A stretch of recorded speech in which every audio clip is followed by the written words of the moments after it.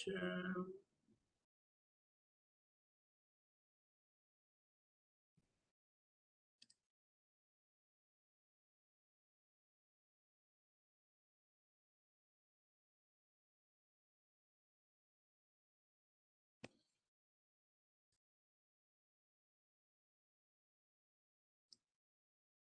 Okay, can you see the screen? All right, thank you. Jangan ada yang masuk lagi ni.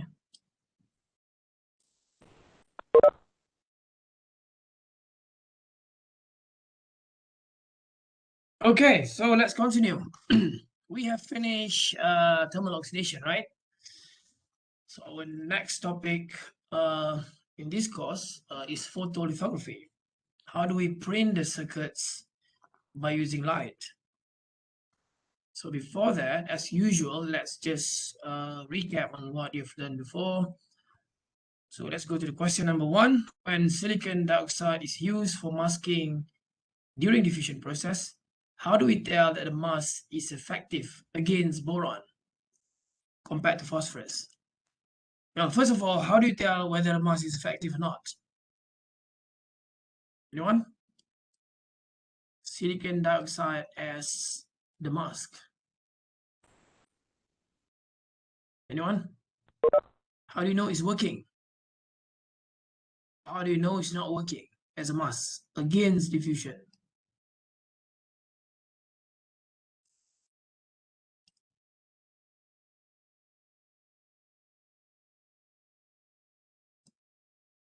Ada lagi join ni?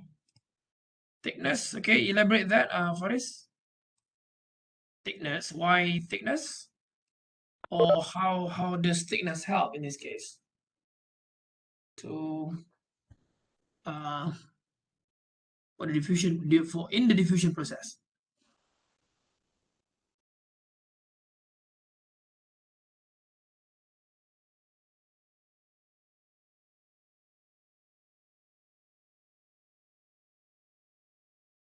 Anyone? How does it help?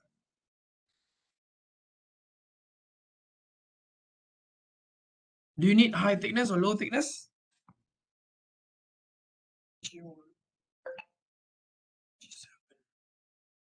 Anyone? Siapa ada ni? Senyap je. Do you need high thickness or low thickness to be a good mask against diffusion process? Against diffusion process.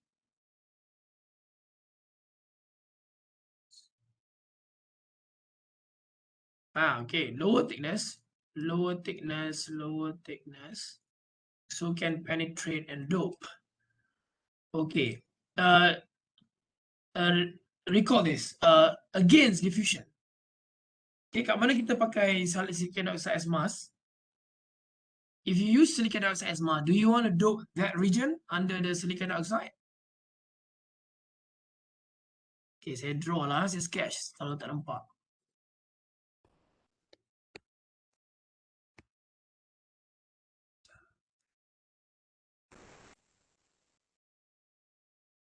So this is the silicon wafer, and that is the oxide on the left, on the right.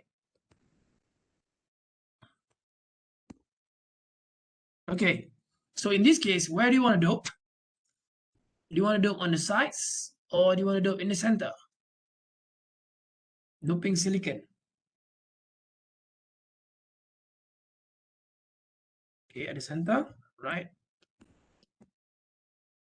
You want to dope that, say phosphorus, and you want to dope this region eventually.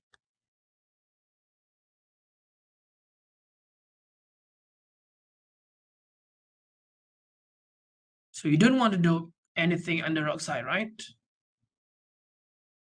So in that case, look at the question. If you want to use silicon dioxide as a mask, do you want it to be thick or thin in order for it to be effective as a mask?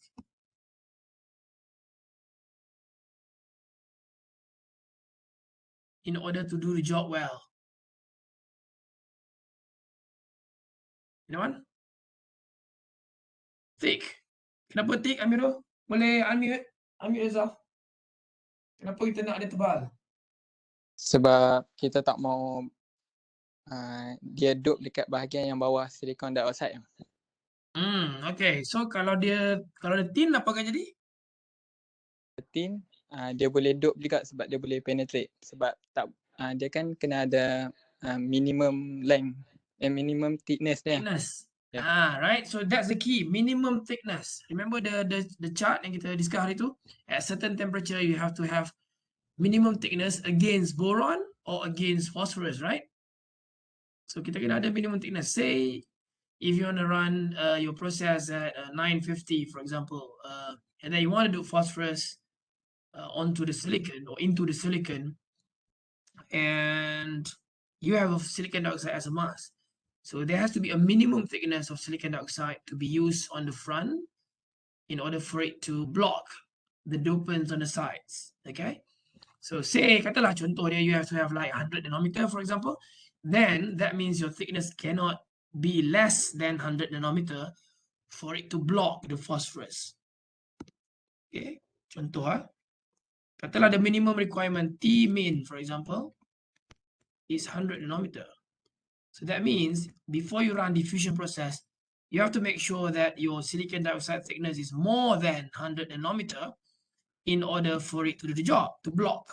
Kita nak dia block sebab tu kita bagi dia mask, dia tutup, dia cover area yang you tak nak apa ni dope, right? So kalau you have the pattern there, you have the oxide there, but that is not doing the job. The thickness is not, say your thickness is 80 nanometer for this case. So where will you get your junction? Katalah you punya thickness oxide 80 nanometer, but the T minimum is 100 nanometer. Where will you get your PN junction? Silicon is P-type, your phosphorus will be N-type. Kat mana kita akan dapat PN junction? Eventually. Amirul lah, Amirul, sambung je. Kalau you punya 80 nanometer je, then PN junction you dah akan dapat kat mana untuk wafer ni? Betul? Kalau you guna T minimum is 100 nanometer for this particular temperature, let's say, and then you only oxidize 80 nanometer, then you diffuse phosphorus into the silicon, then where will you get your PN junction eventually? Do you get across the whole surface or only at certain areas? The whole surface. The whole surface kan? Sebab dia tak capai minimum thickness. Betul. Right? So kalau dia 80 nanometer, that means lepas you diffuse, you're gonna get all this PN junction. Mungkin the junction will not be so thick under the silicon dioxide sebab dia nak kena diffuse through oxide dulu baru nak sampai ke silicon. Mungkin you will probably end up with something like that. Okay, it's thicker, it's deeper lah. Kita tak panggil thicker sebab dia masuk dalam It's deeper into silicon in the central part because it's exposed, right? But under the silicon, where it's not supposed to do, but it dopes in this case because the thickness is less than 100 nanometer. So dia akan dope tapi kurang sikit lah. Right, done. So clear? Apa Faris clear? Amirul pula. Apa ni tadi sebab ni? Sakinah clear? So we want it to be thick, okay? Clear? So we're going to look into dopants later on, right? In the diffusion process. Right, let's move on to the second question. Why anhydrous HCl, 6% or less, needs to be added during thermal oxidation? Why do we use this HCl component? HCl, TCA, TCE, why all this? Kenapa kita add this into the diffusion process? Oh, sorry, oxidation process. They are not oxidants, right? But why do we have to add them?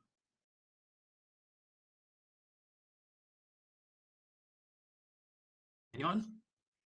Remove oxide before. Oh, sorry. Let me read this. Remove oxide before oxidation process. No, that one has to be by HF. Okay, kita pakai HF untuk remove oxide. Hydrofluoric acid. Anyone? Kenapa pakai HCl?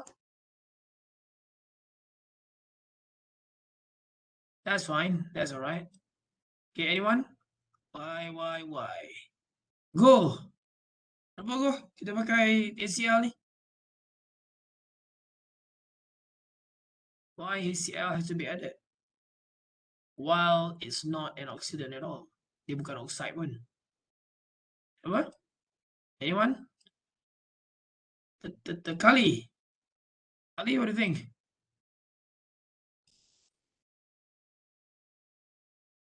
Oxidizing agent. Right, oxidizing the agent has to contain oxide. Okay?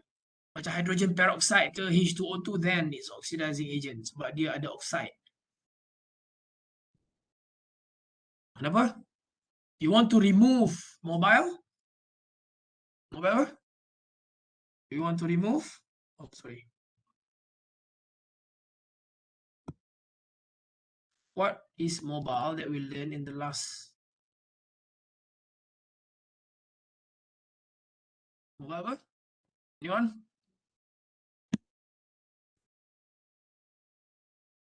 Mobile ions, okay?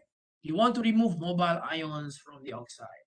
That's why you add HCl component 6% or less into the process.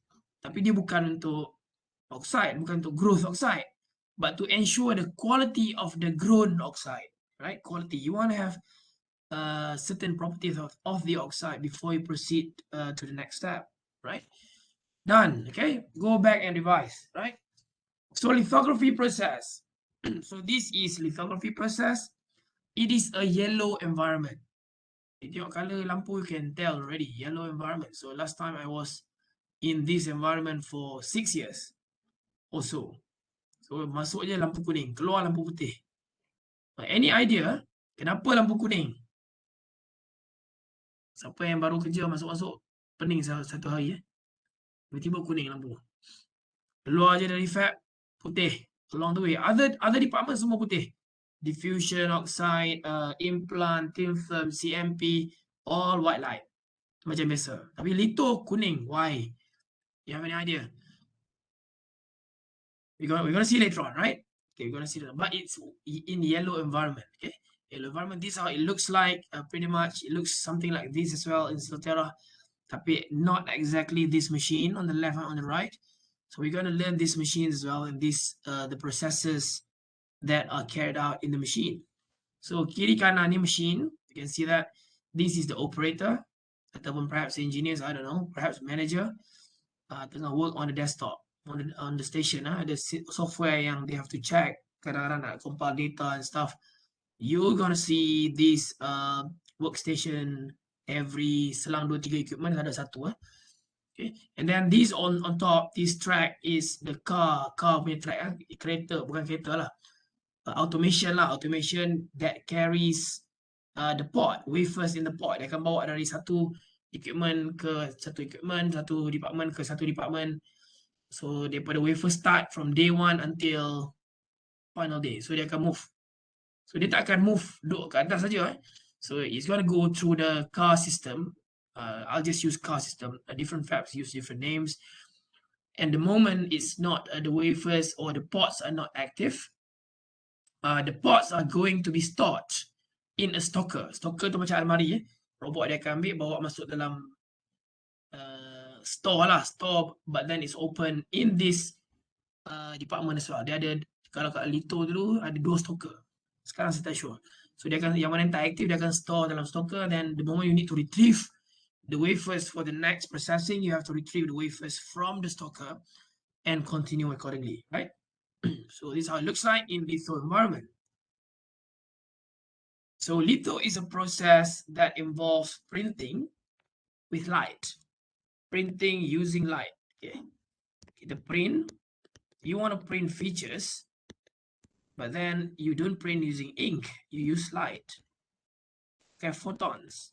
That's why you learn physics. Okay, it's going to help a lot if you're a physics student, if you go into lithography. So that's why I wasn't from physics last time, but I was so interested in all this light stuff, light material interaction. So I requested to join lithography last time. Okay, so you got to print features, circuitries. Remember last time when we talked about in the course introduction, yang feature yang banyak yang macam building tu, or the line width 15 nanometer or so.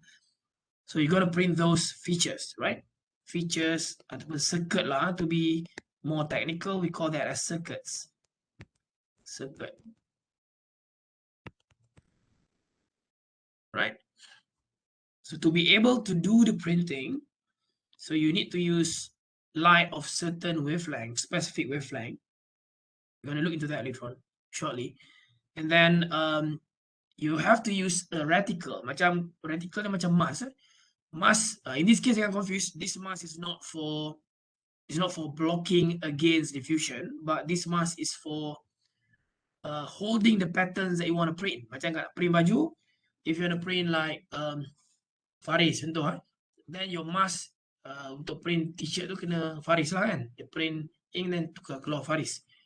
So that's exactly what you want to print. So you want to print features with like a 15 nanometer line width and of certain shapes and a certain complexity of certain functions. You have to print that using light. And mask is the one that holds the features, the circuit that you want to print. Okay. So kita panggil dia reticle. Reticle dalam ni tengoklah ada circuit lah. Sekarang tak nampak. So you're going to print that 4 to 1. 4 to 1 means kita akan tengok ni ada lens. Dia akan kecilkan the image on the mask. So you have like features on the mask, and you're going to scale that by 4 magnitude. Okay, you have a certain feature, you can print the very same small features on the mask, tapi you can go by 4 in size. 4 times reduction in size to be printed on the wafers, right? So on the right shows the substrate, silicon in this case, that you want to print features on, and then you're going to print photoresist. Photoresist is the chemical that we're going to use to do the printing. It's a polymer compound, not only a polymer compound, but polymer sensitive compound, a light sensitive polymer compound. Okay, resist is light sensitive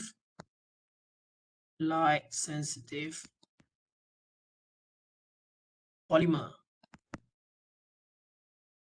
So kalau you pakai any polymer, but then it's not light sensitive, it won't react to the light, right? It won't react to the specific wavelength that you want to eliminate on the mask, right? So it won't. So it will respond to certain wavelength of light only. In fact, if you use different lithography generation, daripada yang lama dulu sampai ke sekarang, semua resist dia berbeza, generation 1, generation 2, 3, sampai EUV sekarang, extreme UV, they use different photoresist. Therefore, this photoresist will only respond to specific illumination wavelength, right? So these are examples of features that you want to print on the wafer. For example, in this case, you can print line width macam ni. So let's see later on how do we get this. How do we get to this?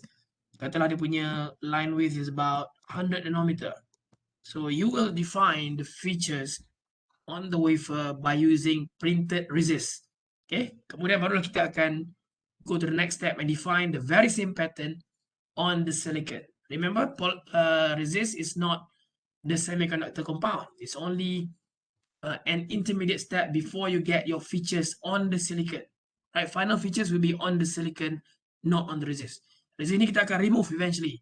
You nak dia define pattern je. Lepas dah habis you define pattern on the silicon, we will remove the resist, and the resist will not be on the device at all, right? So you can tailor the dimension, the length, the thickness, right? Multiple parameters that can be used. Okay, next. Electromagnetic spectrum. This is the whole electromagnetic spectrum that we learned before. And if you want to do lithography, you can only use certain specific wavelength from the spectrum. Okay, so in this case, kita zoom in this region, zoom into this UV region generally, okay, and you stretch that, you can see ni dah masuk on the right hand side, you can see the visible already beyond 400. Years ago, the moment we started lithography, it started with illumination source that we call G line. Ini semua yang kita nampak ni is called illumination sources, illumination source. So the wavelength of the light that you will illuminate on the resist in order for it to respond accordingly and produce the features. Okay. So years ago we started with G line with 436 nanometer. Then we move on to H line 405 nanometer. Lagi advance kita akan pergi ke kiri ya. Advance kiri. H line, sorry, 405. So when I joined Silterra last time, Silterra has a couple of I-line equipment as well, 365 nanometer. And then Silterra also has 248 nanometer. We call that DUV or deep UV. Okay. So we also have Silterra ada sampai sini ya, 193. So 193 nanometer is called deep UV as well, but then the illumination source is different. It's called ARF, argon fluoride. Nanti kita akan tengok nanti ya. Kalau deep UV ni krypton fluoride Dia laser source. Dia laser process. And then so on and so forth. Until now, the recent one we have EUV. Extreme UV, 13.5 nanometer je. So just imagine if you look at the history from day one, we have traveled through 436 nanometer down to 13.5 nanometer. So dia punya rule dia lebih kurang, if you have this wavelength, you boleh print lebih kurang half of the dimension of the illumination wavelength. Say if you have like 436, you should be able to print features on the wafer with line width about 200 nanometer or so with good resolution. Okay, bila kita nak print, kita nak ada good resolution. Okay, we're gonna learn resolution later on, don't worry yet. You want to print, say you want to print something like this, cross section tengok dari tepi Ni resist on wafer contoh. So this is considered good resolution, walaupun saya punya lukisan not good. Assume it's a good perfect square. So that is considered a good resolution. On the other hand, if it's a bad resolution, it's gonna be something like that. Okay, you may see some line width, but then it doesn't show any specific square. Kita nak print a square, ideally, but it won't happen due to optical limitation. Kalau belajar optik, you can see all the lenses limitation stuff. But you want to get that ideally or as close as possible to that, right? So if you go down to DUV, for example, 245 and 248, you should be able to print down to about 100 nanometer or so with good resolution. 100 nanometer, 120 lah, lebih kurang half or so. So if you go down to EUV 13.5, you can go really down to less than half. Lebih kurang 2 to 3 nanometer pun semua pakai EUV sekarang. So that's for illumination wavelength, right? Yeah. So let's look at the emission source and wavelength. So the first one, 436, using G line. So the light source is mercury lamp. Mercury lamp. So 405 H line, also mercury lamp. I line, also mercury lamp. The moment you move to DUV, we're gonna start using laser. Okay. So secara ada dua ni. So deep UV uses KRF. KRF ni dia punya source krypton fluoride, and 193 uses ARF, argon fluoride, excimer laser. Okay. And then 157 using F2 excimer laser, and so on and so forth, down to EUV, EUV 13.5 nanometer. So what will happen? Let's see. When you talk about photoresist, there are two types of photoresist. One is called positive photoresist. One is called negative photoresist. Okay. Positive resist and negative resist.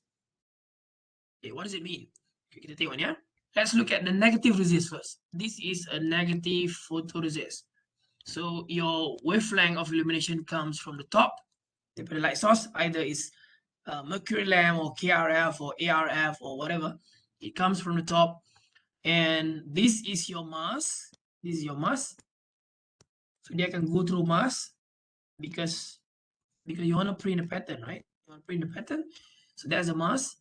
And this is your silicon. So remember, you've got your oxide on. Okay, oxide kita dah ada tadi sebab kita dah buat oxidation last week. So you've done the oxide. Now you want to print the patterns on the oxide. Okay.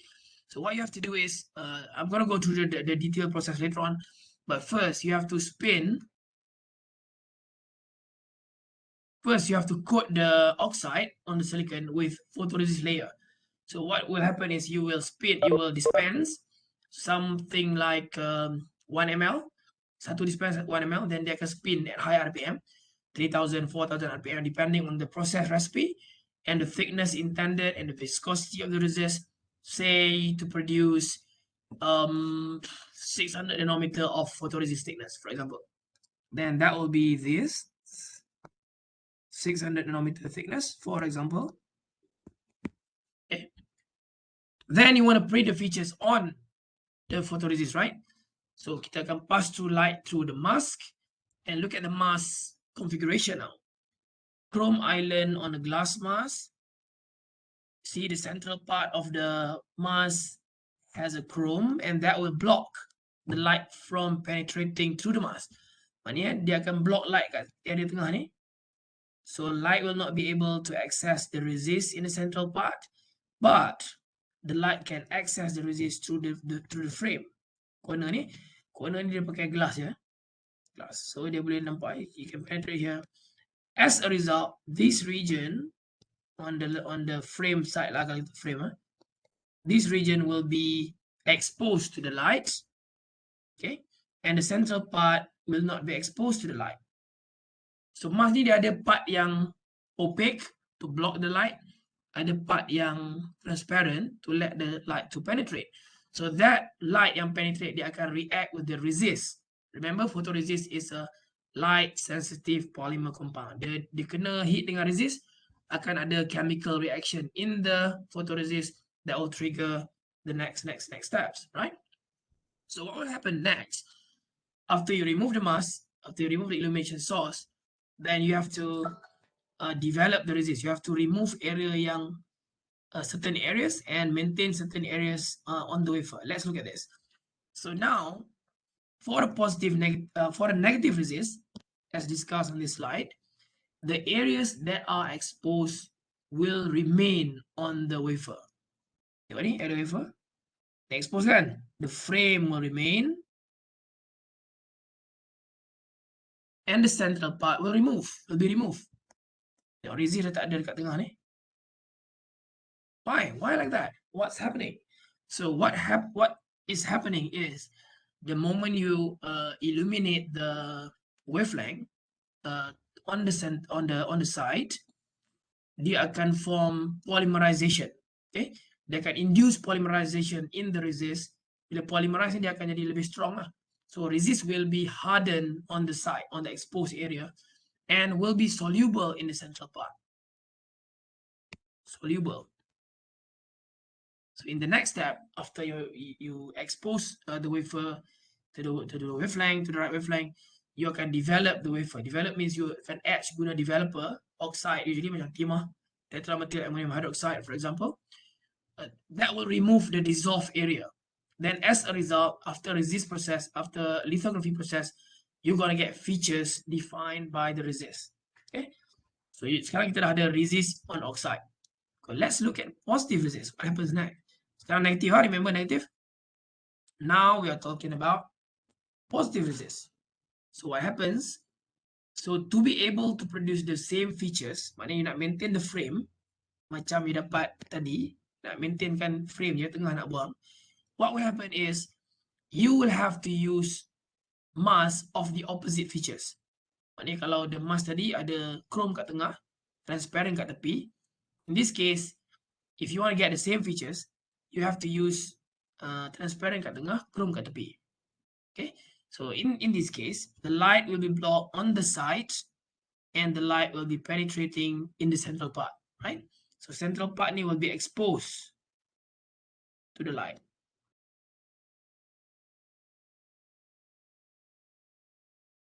Right, exposed to the light. So what happens then in positive resist? For positive resist, the exposed region will be soluble ke? Tak soluble? The exposed regions will be soluble. Okay, positive resist. Kalau negative resist, exposed region will be hardened, therefore maintained. Okay, so katalah you pakai, so let me test you now. Sekarang kita terbalikkan dia punya mask kan. So your central part is now the transparent and opaque stays on the frame, and then you expose the positive resist and you get the very same features. What if, katalah you pakai mask yang sama, positive resist, you go back to the previous slide. Kita pakai mask yang sama, tapi you pakai positive resist. What sort of features are you getting after the lithography process? Anyone? Kita Maksudnya, pakai mask. Okay, go ahead. Yep. maksudnya kat tepi tu resist lah. Okay, yang negatif tepi resist kan? Ha. Okay, kalau kita pakai mask yang sama, tapi kita pakai positive resist instead of negative resist. Hitam, hitam Hitam kat mana? kat tengah-tengah tu lah. Kat tempat sol. Right. Good. Tempat yang remove on this slide is going to have features. Okay. So maksudnya kalau you sketch, okay, Arisha, okay betul. Saya tengok komen ya. Juaria, yes, good. Betul lah. So means kalau if you want to sketch this, for example, so you're gonna have like features here.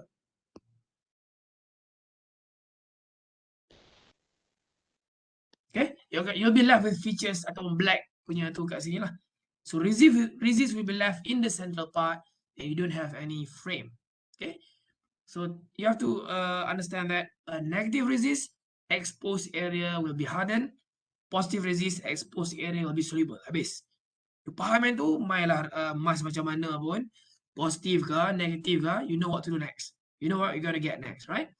So, tapi slide ni dia, kita reverse the mask, then so that you can get the same features. But if you don't reverse the mask, you're gonna get opposite features, right? Clear? So let's look at the mask now. Okay. So this is the island of photoresist on the substrate. Island tu just photoresist yang printed lah. So it can be dome shape, it can be a single long line, it can be plus, it can be minus, it can be whatever you like to print, as long as it works at device level later on. Okay, so mask pattern required when using negative resist. Okay, this is what you want to get. This is your output that you want to get eventually after litho process. So then kita nak discuss mask mana yang kita perlukan kalau kita pakai negative resist. Let's look at the first one on the left, negative resist. So look at that. A window is in the central part. Chrome is on the side. So light akan lalu kat mana? On the window, through the window, or through the chrome. You can respond in the chat box ataupun unmute yourself. You're welcome to say something. So belah kiri punya, jangan tengok kanan lagi. Yep. Through the chrome lah. Light through the chrome ke through the window? Kena clear tu. Window. You tengok tingkat nampak cahaya tak? Tengok tingkat sekarang, kau tengok tingkat kat rumah sekarang. Nampak cahaya tak? Nampak. Nampak cahaya masuk tak? Cahaya masuk ikut window kan? So penetration through the window, masuk ke tengah ni. Apa jadi kat opaque? Apa jadi kat chrome? Opaque. Right? So light will not be penetrating on the chrome. Remember chrome opaque, therefore light cannot pass through. So as a result, if you use this mask on negative resist, you will be exposing the central part. You can expose kawasan ni. As a result, the resist will be hardened or soluble. Kat tengah ni, hardened or soluble. Go back to the mechanism. Hardened, right? Yeah, resist in the central part will be hardened due to cross polymerization of the polymer. Okay, dia akan harden. Bila harden susah nak buang. Then the next step, kita akan discuss next step. When you do the developing process, we call that developing process using timah. So you're gonna have features like this. Left on the wafer. Okay. Done. Kita tengok kanan pula. You want to have the very same features on the wafer output. Remember? Sekarang what you have to do, you have to reverse the mask, right? Island will be the right island. Yeah, island ni will be macam chrome lah, chrome. Island ni chrome lah. Quartz ni macam glass. Glass you can see through, right? So light will be coming through the quartz. Will not be blocked. Will be blocked. Dekat island tu, dekat chrome. As a result, what do we get? We get the very same features. So apa kita dapat same features? What happens to this area? The resist is soluble or not soluble? Dekat tengah tu. Not soluble. Not soluble, right? And the resist on the side will be soluble. Tapi ni soluble sebab dia expose kan? So remember expose soluble, so negative resist, positive resist. Negative resist, expose, harden. Okay, lepas tu ikutlah main macam mana pun. You know what to do already. You know what you will get exactly, right? Because you know the mechanism. So that's the very important mechanism. Positive, expose, soluble. Negative, expose, harden. Then you can solve everything, right? Done. So the mask can also be can also appear in clear field and dark field. Kita panggil dalam apa ni? We call this the clear field, dark field. Okay, dia boleh je guna dark field atau clear field lah. So this mask, in the fact, we call this as reticle. Bila sebut reticle tu mask, same thing. Yang tadilah yang chrome or quartz and stuff like that, right? So the whole idea is you want to let light pass through certain areas, and you want to block light from passing through certain other areas. Okay, kalau you pakai clear field mask, maksudnya dalam mask dia banyak clear areas, transparent areas. So that's the whole idea. Transparent yang grey ni semua opaque lah. Opaque, let me write down. It's opaque, it's easier. Semua opaque. So kita tengok yang belah kiri. So in the clear field mask, where will the light pass through? Sekarang kita tengok mask dari atas tau. So light coming into the slides. Okay, yang bukan dari sini ya. Into the slides, into the paper. Okay, sekarang kita tengok dekat clear field mask, the light will pass through which region? The grey region or the white region?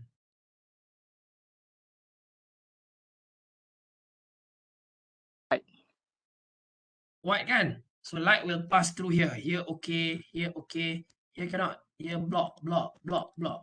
As a result, bila you develop, next step, this area yang white will be soluble. Bila white soluble, yang grey semua akan maintain as features on the oxide. Then you akan nampak line panjang, yang atas ni akan nampak line panjang. Kalau you tengok 3D, you akan nampak line panjang line panjang. Dia akan nampak square block kat tengah tu, tiga-tiga tu, then line balik, right? Those are the features remaining after the lithography process, and the rest all washed, removed, etched.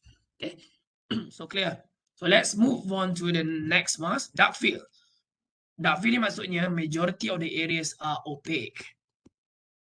Kita tengok majority area. Kalau majority transparent, then we call it as clear field. Majority opaque, dark field. Semua ni opaque This grey ni semua opaque area. Yang lubang ni je yang transparent. So in this case, the light will pass through which area? The white or the grey? White. White, right? So as a result, you will expose those holes. You akan expose bintik-bintik je. Yang akan light masuk, akan expose, react dengan resist. So for example, kita imagine sekarang, lithography ni dia banyak imaginary ya, sebab you tengok, you will be studying light interaction with material at certain areas that will cause next reaction, hardening or soluble. Okay, so imagine ya, kalau kita pakai positive resist, then you print using dark field mask, apa yang akan dapat on the wafer?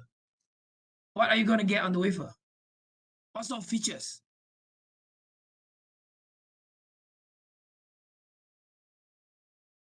Go back to the mechanisms now. You will be passing light. Sama macam mask. But then do you see kalau you tengok dari tepi ya, feature tu, you nampak, do you get a building or something? A building or a well? Macam well. Macam well lah. Kenapa well? Yang putih-putih tu lubang. Putih semua lubang tau. Okay? Contact hole. So maksudnya kat sini bila you tengok dari tepi wafer saya ambil calculator lah. Kita tengok wafer you tengok dari tepi, you akan nampak dekat lubang-lubang tu you akan nampak macam well. Putih semua akan jadi well lah.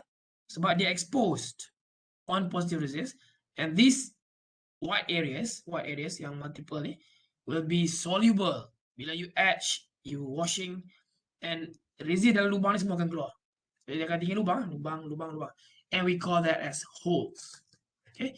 So in lithography, you can either print lines or holes. Okay. So belah kiri kita panggil line. Line ni maksudnya square box ke, line panjang ke, ataupun hole. Hole ni yang kanan lah. So now you know that if you want to print lines, you need to use clear film mask. If you want to print holes, you need to use dark film mask. If you are using positive resist. Okay. Okay, sekarang kita test sikit. Kita pakai dark film mask. Exactly on the right. Now you swap the resist to negative resist. What do we get?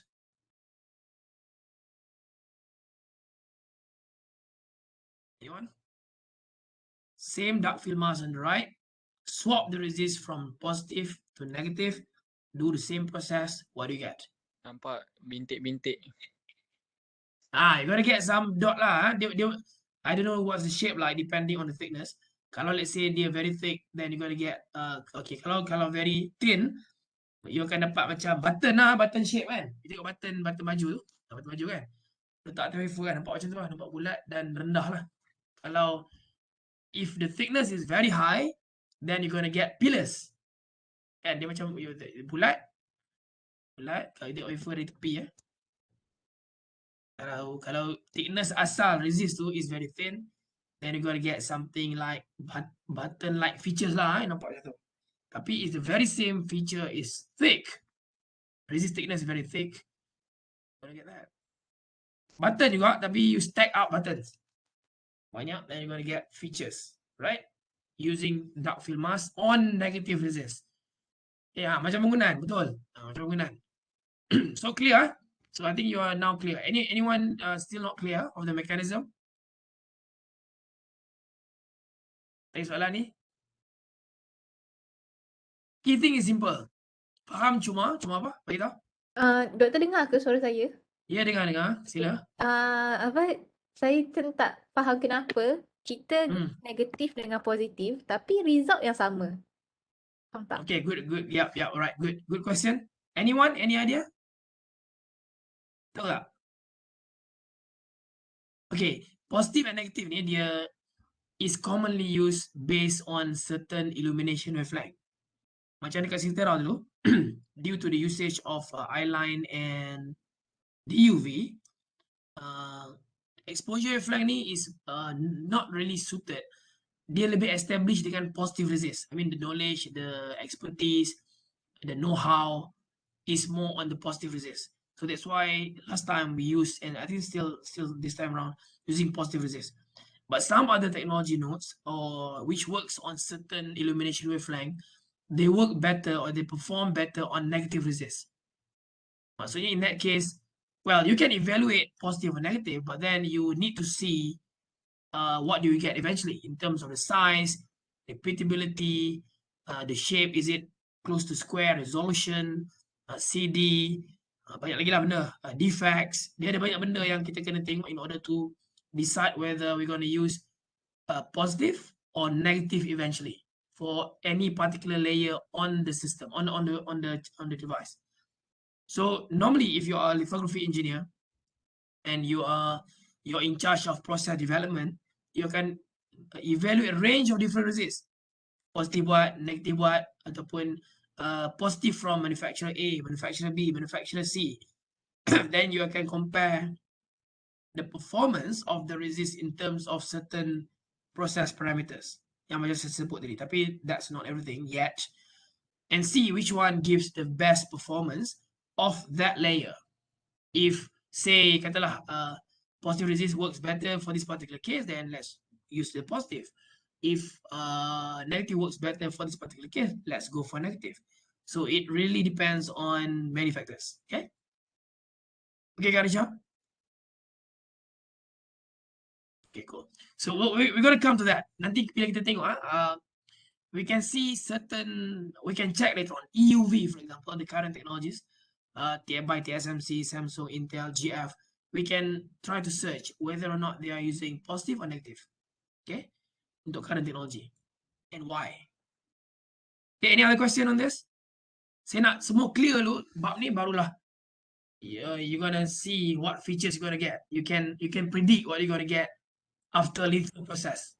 Doktor, Ya, saya nak bertanya, kalau yang lampu tu kan, untuk Ya. yang negatif tu, dia Ah. pas dekat yang hole tu kan. ya, So dia akan jadi macam bintik hitam kan. Bukan Ya, yang betul. sama. Bukan yang sama macam positif ni kan. Macam ni semua. tak, tak. Well, okay. One thing to understand is bila kita guna mask, dia boleh guna untuk print hole ataupun print metal. That's how do we start with that, right? So kita boleh guna untuk print metal ataupun print hole. Usually, if you want to print metal lines, not metal lines, you need to use clear film mask, but dia akan expose more areas, then therefore you're gonna remove more areas. Then for contact punya printing, for hole printing, we normally use without film mask. Tapi again, it depends on what sort of photoresist do you have. In this particular case, kita pakai positive, so therefore areas exposed dalam lubang-lubang kat tengah ni will be removed. So kalau you tengok from the side, there's going to be something like this.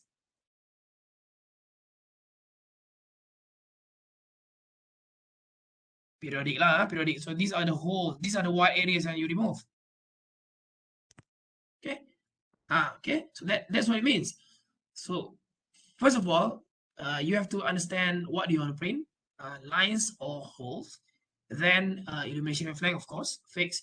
Then tengok you pakai dark field or clear field, and see the photoresist eventually. Is it positive or negative? Then you can tell already either it's a well ataupun it's a pillar. Okay. Sebab tu saya cakap, bila you faham mechanism of light to resist interaction, whether it leads to hardening or it leads to being soluble, then itu je. Kalau you faham tu, then mainlah mask macam mana pun, dark field kah, clear field kah, bentuk macam mana pun, you can then get the right features eventually. Dan well, you can also try, say kalau you nak print not this shape, kalau you nak buat line putih, jadi nak replace hole ni dengan line putih, boleh je. Tak kisah ikut suka nak print macam mana pun kan. So kalau you print line macam ni, macam yang kiri tapi buat line putih dekat sini, so it's gonna be white. So that means you're gonna get those areas on resist, dia akan remove macam longkang panjang lah. So instead of bintik, kalau tengok atas nampak bulat macam ni kan, contoh bila you dah print atas resist, then you akan nampak longkang panjang lah. Nampak ada lubang memanjang, tapi kena remove lah. Okay, macam you remove well, but then it's a long well instead of a circular well. So you can print whatever you like in terms of the features. And it's going to follow exactly the mechanism. Positive resist, expose soluble. Negative resist, expose harden. Then letaklah feature apa mask macam mana pun, you're going to get the exact same thing due to the same mechanism. Okay, so let me just finish off with this slide. In lithography, we have three main steps. We call it as CED. Kalau PFAB mana pun dia akan sebut. Sekejap saya baca komen ni. Kalau holes, lines, macam ni nampak beza on result. Yeah. So dia beza lah. You can either print holes yang bentuk bulat, or you nak print holes bentuk oval pun boleh juga. You nak print hole bentuk memanjang macam longkang, nak korek kat situ je, tapi panjang. Boleh juga macam line, tapi you reverse masuk dalam resist. Okay, done. And as long as you know the mechanism, dia mungkin akan ada some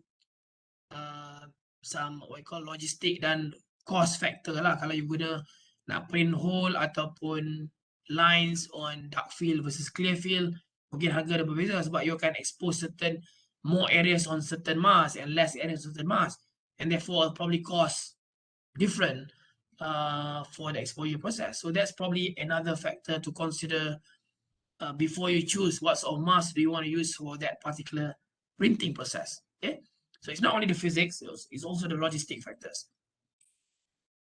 So, okay, back to this. Ada 3 step. It's called CED. You pilih fab mana pun kalau you kerja sebagai litho engineer, you akan jaga CED. Not necessary, but then CED is the key to print the features. On the processing side, we talk about CED. Satu lagi, we talk about metrology, the measurement of the printed features. Lebar dia, uniform ataupun tak, defect inspection. That will be on the metrology side dalam litho department tu, litho process.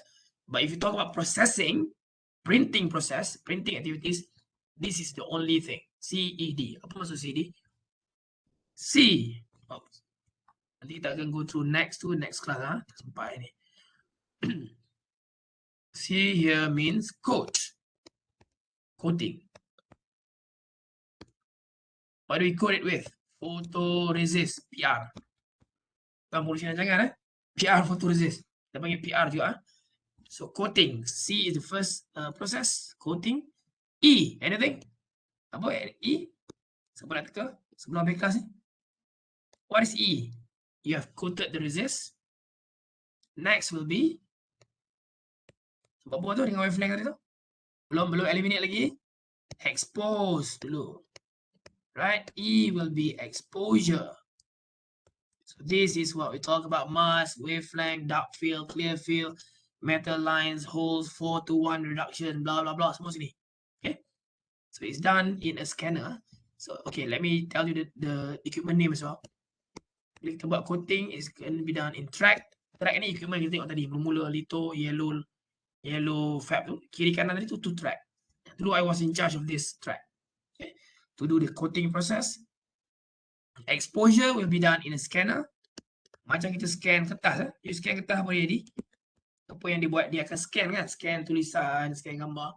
So that's exactly the thing. It's scanning the features that you want to get eventually. Ataupun you nak fotokopi atas 3-in-1 punya fotokopi ni. Dia akan scan, dapat features, dan dia akan print kan. So it will scan. That's pretty much how scanner works. Scanner, right? Then D. Anything? Last guess. CED. D is development. Development kita yap, go ahead. Siapa kalai pula? Kali ke? Tak, bukan. Development, D for development, right? Develop here means remove the soluble areas tadi. Okay? Etch, macam etch lah, tapi it's not etching per se. You can see a removal. Right? So it's also done in track. So this CED equipment is a single equipment, consists of 2 different equipments. So kalau you tengok, if I can, okay, sebab dah nak habis, let me just go back to the yellow fab tadi tu. Okay, this is the pot. Dalam dia ada 25 wafer. So operator can load the pot and then press recipe. Oh no, dia tak press. Dia scan je. Scan, let's say nak run satu recipe. Katalah recipe tu recipe P03. Ni one of the recipe convention, naming convention dalam Citadel punya fab. Say P03 recipe. Dia scan dia punya batch. Sebab dia authorized to run. Kalau dia scan tak run, means he or she is not authorized to run because no training completed, right? Dia kena train dulu. Scan. The moment dia scan, wafer tu dia akan go down. Dia akan loader akan go down. Then robot arm ready to pick up. Wait, move. Dia akan turun. So dia pot tu duduk kat luar. Pot tu dia punya cover je. Tapi dalam tu dia ada dia punya own mounting if you like. Dia akan turun ke bawah. Ke bawah sama level dengan robot arm. Robot akan start picking wafer 1. Next. Wafer 2. Next. Okay. What happens next is dia akan hantar masuk ke coating punya equipment. Bukan equipment. Module. Coating. C. You will do the C first in the track. Ni track Then belakang track ni nanti kita akan tengok ada scanner. Dia kembar dengan track as a single CED equipment. Track, scanner, last ni keluar balik track. So dia akan masuk track, coating, then pergi ke scanner, scan, expose, pattern, dah dapat pattern, keluar balik kat track, robot ambil, keluar balik kat track dan dia akan develop, okay, using tetramethyl ammonium hydroxide. I'm going to explore later on next week. Then soluble areas will be removed here in the again. And then bila keluar balik ke sini, bila wafer robot arm hantar balik ke pot, so you complete your CED process. Then you're gonna end up with, say, this is your cross section, that's your oxide, this is silicon, then you're gonna end up something like that. Kalau print line lah, kalau hole then dalam lah. Okay, hole then dalam. So you're gonna end up something like this. So this is the pattern photoresist after CED process. So bila kita start tadi macam ni. You have your silicon on, you have your oxide on already from previous oxidation. Kalau bila kita start, you're gonna start something like that. So this is the PR before you print features. Tapi selepas dia masuk through CED process, so it's gonna end up with features on the wafer. Okay, then the printing or the lithography is done. Kita akan explore next week every single process. So akan tengok ni coating, coating semua kepak kat sini. Then dia masuk ni track, dia jaga equipment ni dulu. Ni scanner. So, dia pergi masuk coating, dia expose kat sana, dia keluar balik. Habis CED process. So you need two equipments together to make a single piece. Okay, yang atas pun sama. Nanti kita akan explore next week lah. On every specific steps in the lithography process. Right? All good? Faham? Ada tak faham lagi yang post directive tadi? Tak feel clear field? Whole lines? Not, I want you to be clear of that first, of those first, before we move on to the specifics of every step. Ada yang tak faham? Last. Ya, kena clear. Lepas ni you have to be clear with positive apa jadi? Positive, expose soluble, negative, expose harden. Kemudian the opposite tu kalau tak expose positive, tak soluble lah kan. And then that's just the opposite of what you know already. Then mask macam mana pun, clear field, dark field, whole lines, you gonna know, you can already predict what sort of features you're gonna get eventually after litho process, CED. Okay, tersalah lah. Right then, sorry again for today. I expected the delay to be around 15 minutes or so. Tapi sebab dia start pun dah lambat, 9:30, and it goes for 1 hour plus. Then we miss a class. We miss 1 hour. Right, so I'll see you again next Monday, inshallah, 1 to 2 p.m. Okay, bye-bye. Take care. Assalamualaikum. Have a great weekend.